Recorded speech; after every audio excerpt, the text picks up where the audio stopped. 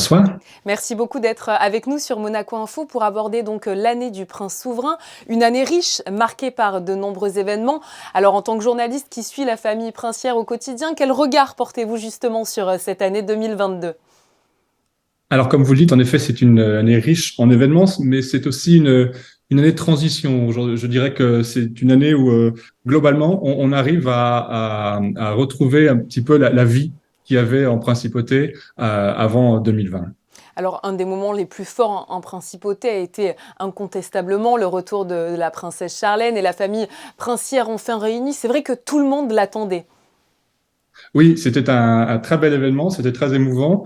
Dès son retour, elle a rapidement pris part, après ce moment de convalescence, à des événements. On l'a vu tout de suite être sur le podium d'événements sportifs comme le Grand Prix électrique de Monaco, et puis un peu plus tard, le Grand Prix de Monaco. Voilà, je pense que c'est quelque chose qui a réjoui les Monégasques et bien au-delà des frontières de la principauté.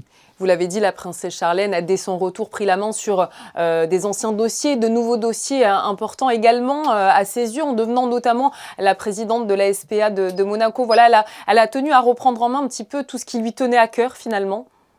En effet, il y a eu, il n'y a pas si longtemps que ça, l'inauguration du nouveau refuge de la SPA, dont elle va prendre la présidence, et puis son attachement aussi à des événements sportifs qui sont dans sa nature. Et puis aussi, on l'a vu à un moment très émouvant qui était la réouverture du palais princier pour les visites, après 2 années d'interruption, avec des choses extraordinaires, 600 mètres carrés de fresques de la Renaissance qu'on redécouvre, et le premier jour de l'ouverture au public, eh bien, la princesse Charlène en personne a fait visiter aux premiers visiteurs ces lieux incroyables qu'on découvrait pour la première fois.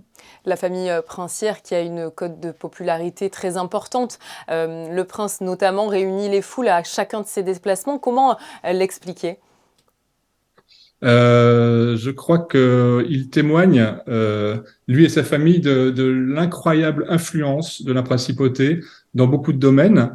C'est à la fois, je dirais, quelque chose qui s'exprime dans le domaine du glamour, de la légèreté, du prestige, mais aussi dans une application beaucoup plus grave et beaucoup plus profonde, mais qui va avec sur beaucoup de dossiers comme naturellement l'environnement, qui est cher au cœur du souverain, et puis de faire vivre l'histoire de la principauté qui aussi passionne nos lecteurs.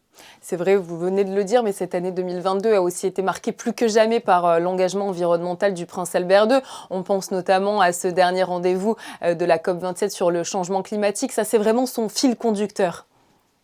Oui, oui, oui. Toute l'année a été marquée par le fait qu'il ait pu renouer avec des manifestations qui soient liées à son engagement. Et puis, la parution de son livre au mois de juin, L'homme et l'océan, donc son premier livre, qui est un témoignage très important, en fait. Et à travers son témoignage, il explique la fragilité de notre monde et il entend transmettre cette conscience aux jeunes générations.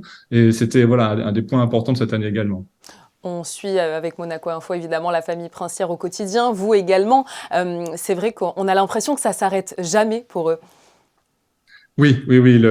C'est un petit peu à l'aune de l'agenda du souverain qui est très chargé. On sait tous qu'il travaille énormément et qu'il a multiplié les déplacements pour beaucoup, beaucoup de raisons. Je pense notamment à la visite qu'il a effectuée dans beaucoup de sites historiques Grimaldi de Monaco, qui sont ces endroits qui appartiennent à l'histoire de la principauté. On l'a vu en Italie à plusieurs reprises. On l'a vu aussi pour des événements à propos de l'environnement en Espagne, à Lisbonne, en Espagne auprès du roi Felipe VI. Enfin, voilà, l'agenda est toujours en mouvement et la famille princière aussi.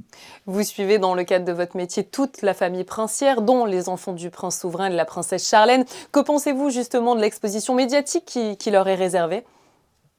Je trouve qu'elle est mesurée et qu'elle s'inscrit toujours dans un élégant mélange de malice, parce qu'on voit ces enfants, ce sont des enfants qui ont un destin.